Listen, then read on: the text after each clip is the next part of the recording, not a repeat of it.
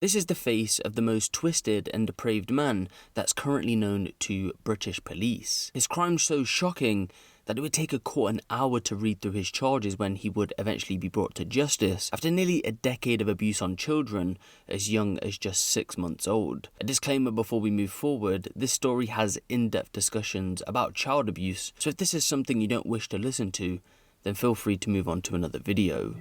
You say that you're not really a pro at anything except being a paedophile. What do you mean by that? No, You say, by no means am I claiming to be a king or a top dog, but the experiences I've had and the regularity of them put me way up in what people aspire to be. Did you write that? no comment. How frequently would you engage in sexual activity with children? No comment. But this case travels all around the world and includes various different countries, all linked by one thing: extremely dangerous child sex offenders. We head over to the UK though to start this story off, and on the 1st of April 1986, Richard Huckle is born to parents Edwin and Christina.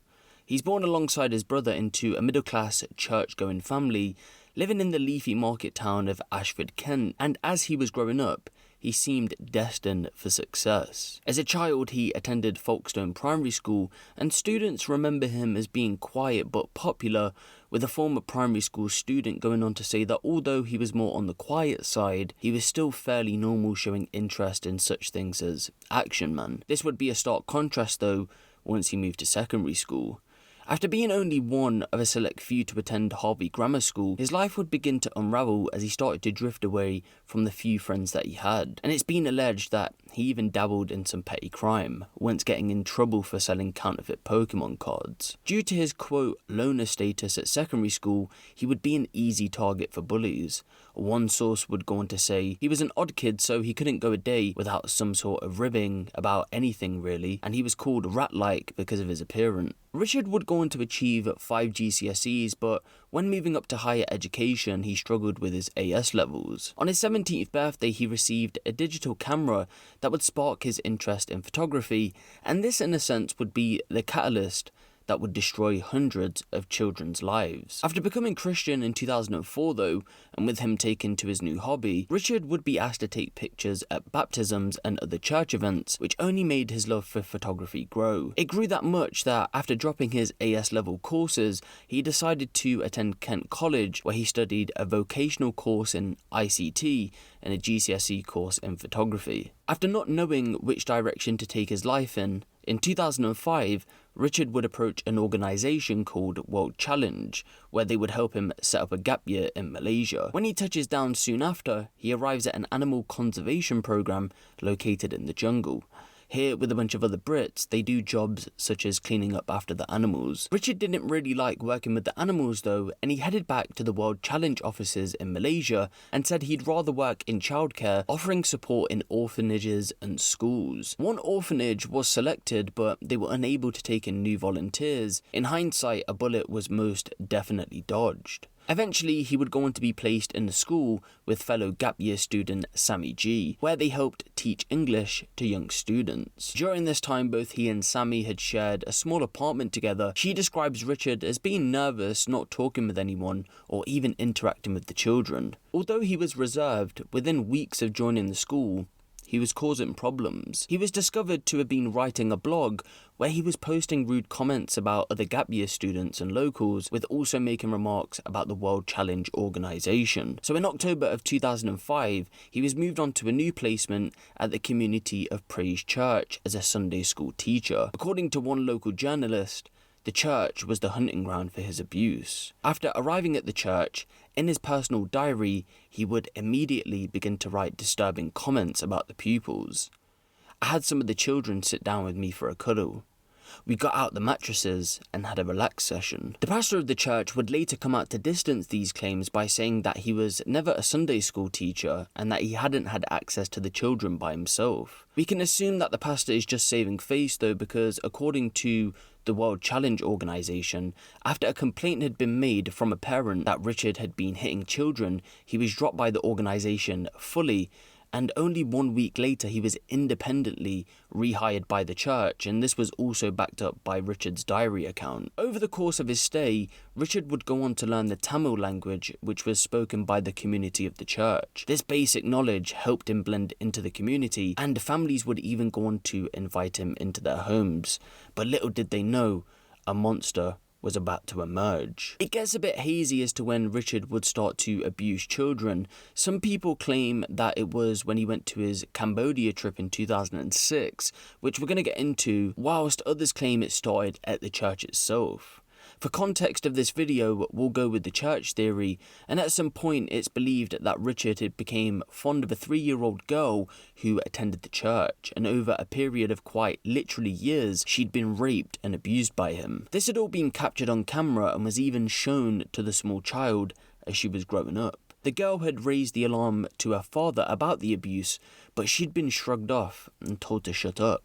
After building relationships outside of the church, he discovered a poor village where he decided to volunteer teaching English from time to time and claimed that he was a freelance photographer. The village is primarily made up of Indian families with poor education, and he would take photos of the village saying that's exactly what he was there to do. The local villagers even housed him there and provided him with basic necessities. According to a charity worker who kept in touch with the local villagers, she went on to say that they claimed he behaved pretty normally and there was no suspicion when he was around the children.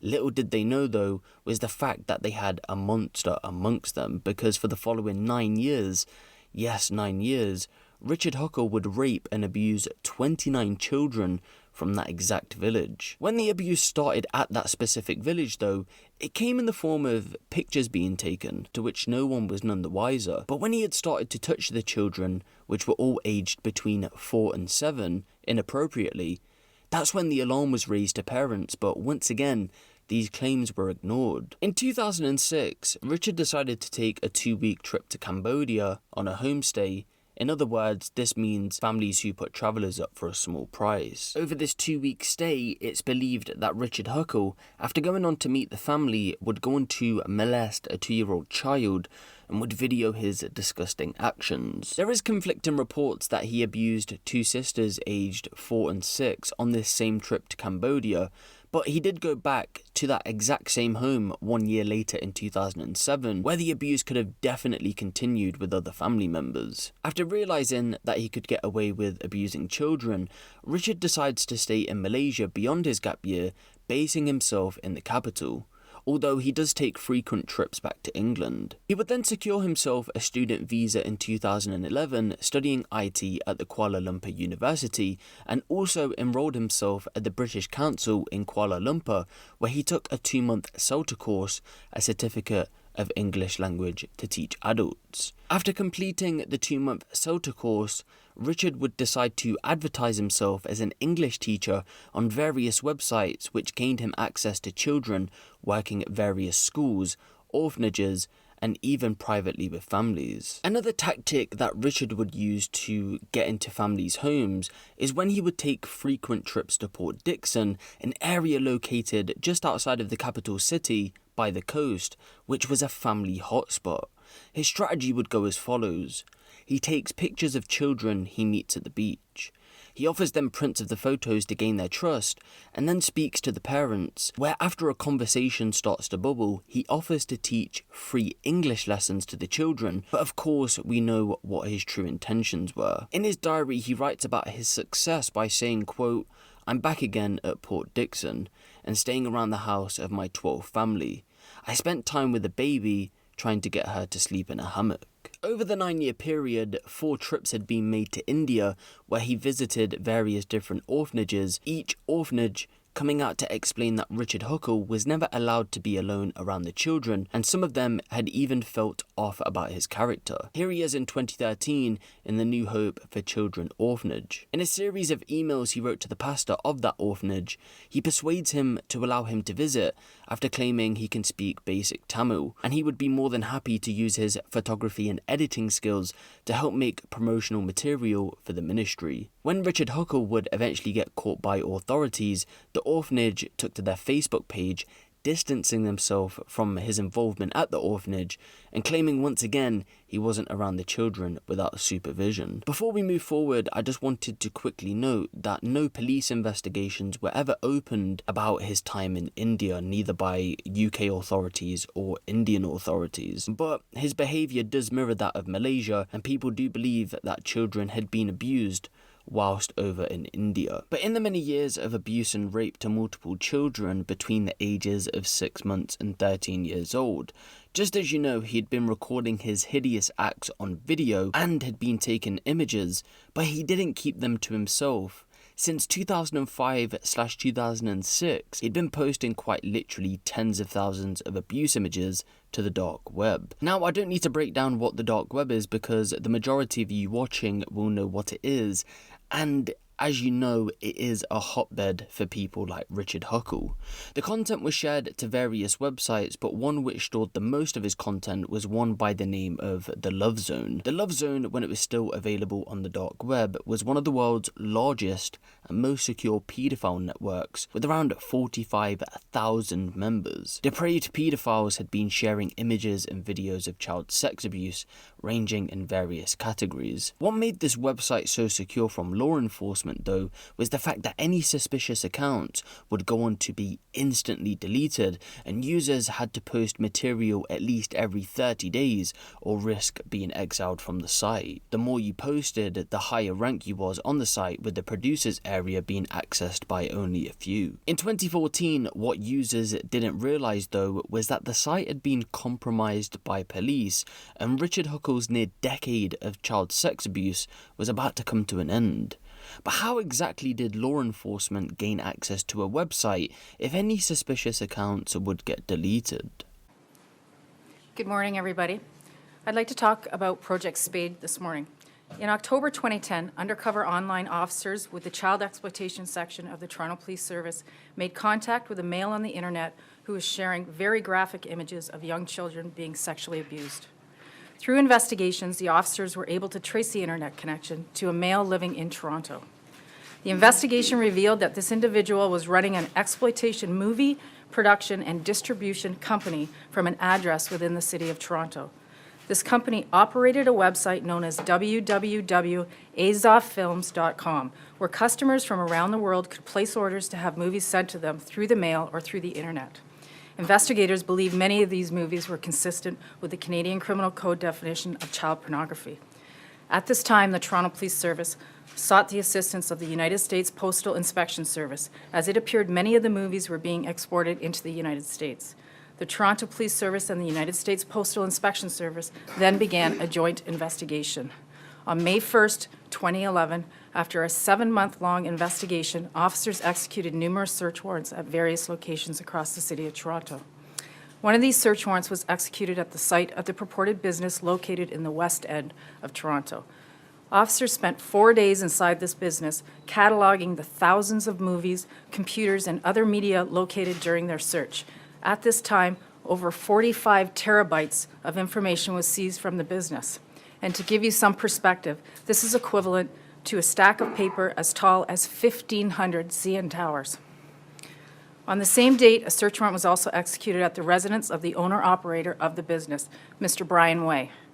It is alleged that officers located hundreds of thousands of images and videos detailing horrific sexual acts against very young children, some of the worst that they have ever viewed. In 2011, a then 42-year-old Canadian Brian Way had been arrested after Project Spade was carried out by law enforcement agencies in Canada and the United States, respectively. He would eventually go on to be charged with 15 offences in relation to 176 videos made by his production company Azoff Films. The 176 videos which had been produced revealed that 386 children from Spain, Romania, Ukraine, and Australia had been used in these films, all prepubescent, with some as young as just 5 years old. In court, his defence team would argue that he shouldn't be charged for every video because some depicted nudist films of young boys at play, to which the judge agreed, but said 60 of the 176 videos fell under what Canadian law classes as child pornography. After pleading guilty to various offences, head of the production company Brian Way would eventually go on to be sentenced to 10 years imprisonment, but had his sentence reduced after alleging he himself was abused whilst in custody. Project Spade led to 348 people being arrested around the world over a 2 to 3 year period, with the investigation only being brought to light in 2013, although it did start in 2010. After a man had been arrested in connection with Project Spade in Queensland, Australia, a quick search of his computer would show that he had been a member on the Love Zone, so police took control of that account. So now police finally had a breakthrough in regards to this infamous dark website they'd been trying to gain access to for quite literally years at this point, but they still had hurdles to jump, because at this point they were just one of 45,000 members. It was now time to track the main admin and strike this paedophile website at its heart. Now that Australian law enforcement had inside access to the website, it was time to go for the snake's head. With loose intel that the CEO had been located in Australia from images that he had been posting online, and quickly noticing that he would regularly start messages with the unusual greeting of hires, the search was on. Paul Griffiths, officer for Task Force Argos, responsible for the investigation of online child exploitation and abuse in Australia, would later come out to say that the task force had laboured over the word hires, saying it was that specific that no one on his team used the phrase neither anyone they knew. When it was punched into Google, of course, it returned thousands of hits, but in any related posts where the greeting was used, it had all been women. Although the search term would give around 450,000 results at the time Paul was interviewed, 3 mistakes had been made by the CEO, which ultimately would go on to see him be arrested by law enforcement officers. In Adelaide, a man was discovered using the greeting on a 4-wheel drive discussion forum, and believe it or not, his username was a close copy of the CEO's handle on the Love Zone. Hires was also found on a separate basketball forum with that same username, and it was then it clicked that they must have found the man they were looking for. The user on the 4-wheel drive forum had asked for advice on raising his car's suspension, with people suggesting parts for him to do so. A quick search on Facebook would show that someone was trying to source those exact parts for a VW utility, but the Facebook profile was bogus. Back on the forum board, and detectives had started to get involved, asking this user for more information surrounding the vehicle. It was then that this person had posted a picture of the vehicle but had forgot to blur the registration plate out. It was then police ran the plates, which gave them a man known as 32-year-old Shannon McCool. Now that police had their main suspect, new information about Shannon would come to light after a background check was run. You see, Shannon had been employed by the state to look after children, and in fact his childcare employment dated back to 2004, so a 10-year time gap where he had been working with children all around the world. Some red flags had been raised though, but nothing ever came from it. Like back in 2010, some staff questioned the way he behaved around the children, including raising the possibility that on occasions he had inappropriate physical contact with some of the children, or later being convicted on 2 counts of aggravated indecent assault, gross indecency, and aggravated production of child pornography in relation to a 2-year-old. He was still working with children after these alarms had been raised. 4 days after Shannon had been identified, it was time for police to move in. 2 officers from South Australia Police quite literally walked up to his door, gave it a knock. He answered, he was arrested, and luckily for them, the computer was turned on, and they now had full access to both his computer and the Love Zone paedophile website. He would eventually go on to be charged with 18 offences against 7 young children he cared for between 2011 through to 2014. This was due to evidence mounting up against him, and he had a distinctive freckle which was spotted on his finger and had been seen in those abuse videos. It would then be in 2015 he was sentenced to 35 years in prison, but in 2018 that sentence would be reduced to 28 years, which means he could be out after serving 26 years after helping authorities prosecute more paedophiles. So, with now one of the world's largest online paedophile networks being suddenly run from the Brisbane headquarters of the Queensland Police, it was time for the police to gather as much intel as they could to go on and arrest and charge more paedophiles. They had left the site running for around 6 months while paedophiles continued to post and talk about their twisted behaviour.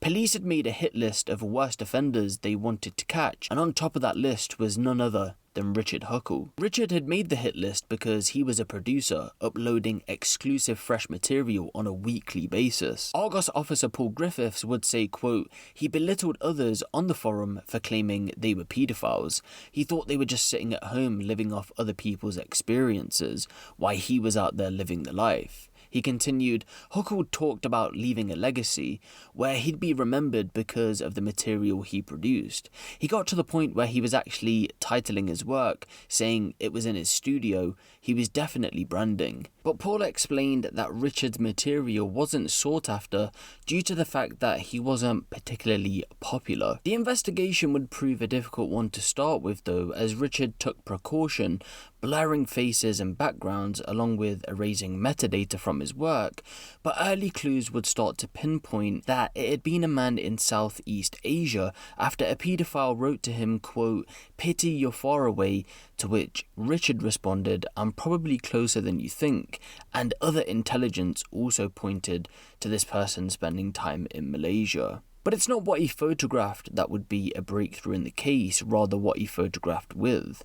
Embedded in some of his images, overlooked when he swept the files of metadata, was the brand and model of his Olympus camera. Officers spent hours upon hours sweeping through photography sites such as Flickr and Trek Earth for photos taken in Southeast Asia using that very same camera, and sure enough, legal images of children were appearing from various parts of that region of the world. Police traced the legitimate photographs to an email address which in turn illuminated his account on other websites. In echo of the Shannon McCall case, one of these accounts was registered under a similar name to that of a paedophile on the Love Zone. Paul Griffith said, quote, "Realistically by that stage, there was no chance it could have been anyone else." The trail also led to a studio named Huckle Photography Productions. It was based in Malaysia and linked to Richard Huckle's public Facebook profile. There, he had been more brazen than police could have imagined. On Facebook, there were photos of similar children and the same children that appeared in the abuse material that he published on the dark web. After discovering that Richard Huckle was a British national, it was time to pass the information on to the UK's FBI, the National Crime Agency, and they were alerted about his crimes, but he would remain in Malaysia untouched for another 4 months after Malaysian police said they didn't have enough evidence to arrest him. But after posting on Facebook that he was returning to the UK in December of 2014, the monster that had raped and abused children for multiple years was about to be stopped in his tracks. On the 19th of December 2014, Richard Huckle would arrive at Gatwick Airport, and upon arrival his father had been waiting for him. But instead of a warm welcome home for Christmas, he was greeted by National Crime Agency detectives who immediately arrested him on various charges. His computers and hard drives were seized, but to no surprise, certain parts of the computer and his other devices had been encrypted. You say that you're not really a pro at anything except being a paedophile. What do you mean by that? No, You say that by no means am I claiming to be a king or a top dog, but the experiences I've had and the regularity of them put me way up in what people aspire to be. Did you write that? no comment. How frequently would you engage in sexual activity with children? No comment. After refusing to give police passwords to gain access to his devices, Richard gives a no-comment police interview and then he's bailed due to him not having any previous convictions. His bail conditions were that he lives at his parents' address whilst investigations were ongoing. Upon release from custody though, he's questioned by his mother about the allegations, and Huckle admits to raping children between the ages of 3 and 13, at which point his parents refused to allow him to remain in the house, and quite literally from reports they had begged police to take him back to custody. After leaving the home, he was rearrested and charged with 91 counts, including creation and possession of child pornography, rape of a child under the age of 12, digital penetration, child abuse, and facilitating the commission of child sexual offences by creating a paedophile manual. He was denied bail by police and remanded to court, where application for bail was also denied, and so he was remanded to HMP Belmarsh due to the severity of the charges. At an initial hearing at the Old Bailey in January of 2016, Richard pleaded not guilty to all 91 charges, which took over an hour to be read to the court. At this point, the prosecution started to prepare three separate trials, as they didn't believe a single jury should be subjected to all of the graphic evidence that would be presented. They'd also prepared counsellors for each juror, as they thought being shown all this graphic material of children being raped and abused would cause psychological problems for them after the trial had ended. But after this hearing, police had managed to crack some of his devices, which showed 20,253 indecent images of children, with around 1,000 of them showing Huckle abusing them. Police would never crack the encryption fully, and they say the 20,000 videos and pictures were quite literally a tiny percentage of what was stored on his devices. It would then be in April of that same year he went on to plead guilty to 71 of the 91 charges that were brought against him. As a result of his confession, prosecutors decided not to pursue the remaining 20 charges, but they did ask that they lie on his file. So the charges had been against 23 girls and boys aged between 6 months and 12 years old, 22 of the victims believed to be Malaysian,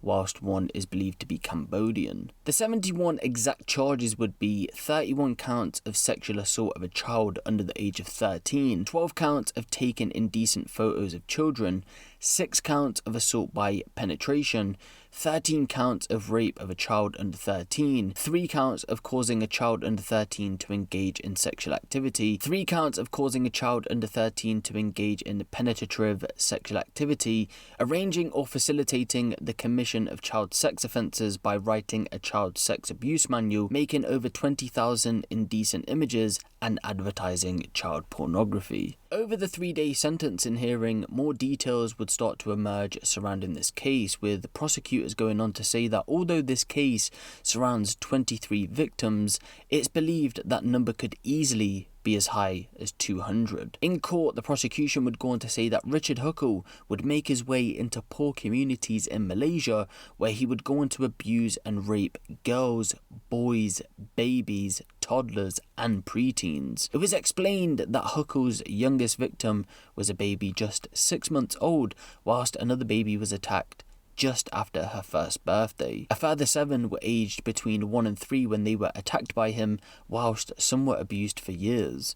One child had suffered abuse between 2007 to 2014, whilst another had suffered from 2006 to 2013. Huckle's activity had been posted to the Love Zone website, which we've already been over, and in court the prosecution would read out extracts about his sickening posts, where he would boast about the abuse. One extract reads, "Impoverished kids are definitely much easier to seduce than middle-class Western kids. I plan on publishing a guide on this subject sometime." He would also say that he would love to make a small income off selling child porn. But some of the most shocking revelations came from extracts that were given about a 3-year-old girl and a 5-year-old girl.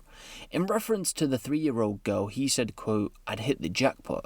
A 3-year-old girl as loyal to me as my dog, and nobody seemed to care. The 3-year-old I can have so much sex with that it's just boring. Tongue out emoji. Well, at least she's now ready for business with pedo funding." Yeah, I know, very twisted and sick. Pedo funding was explained as a crowdfunding website on the dark web where people would pay to view child rape videos. One grooming tactic Richard would use on children is that he would take them to richer parts of the city. Of course, the children that he abused were from poor neighbourhoods. On these trips out, he would take innocent photos with the children and post them on Facebook, but on the dark web, it was a completely different ballgame. Huckle had also wrote a 60-page child sex abuse manual explaining how to get away with exploiting children in Asia, titled "Pedophiles in Poverty, Child Lover Guide." But if that hasn't made you sick to your stomach already, Then from November of 2013 to November of 2014, so 1 month before he was arrested, he started to implement a system into his abuse called pedo points chart. Now how this would work is he would award himself points based on 15 categories. Rape would have scored a 15 and that would have been the worst category. Well, within 1 year of implementing this system, he amassed a score of 1,305. So this just goes to show you how much rape and abuse went on in that year alone. And remember, this went on for nearly 10 years. But it does seem as if Richard Huckle was extremely delusional after he said that very few people cared about the children and he didn't want to do anything that would lead them to long-term damage physically.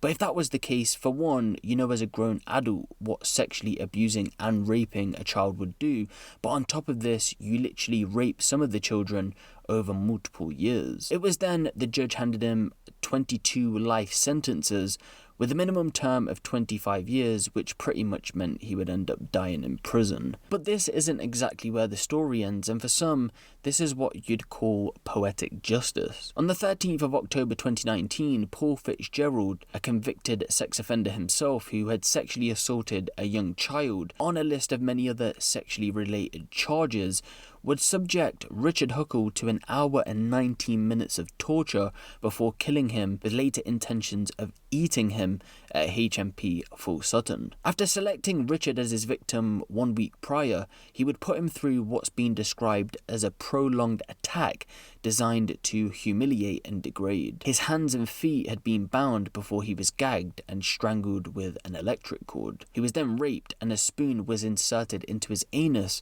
which entered his lower bowel.